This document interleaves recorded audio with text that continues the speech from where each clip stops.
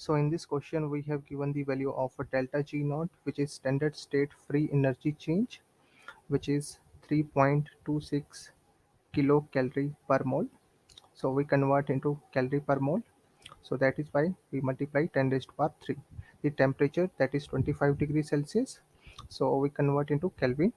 So which we get 25 plus 273.15. So we get 298.15 Kelvin. So now we find out the value of equilibrium constant, which is K equilibrium.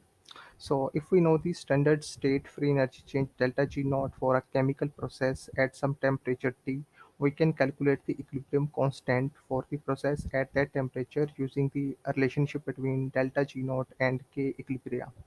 So the relationship is this delta G naught, that is equal to minus RT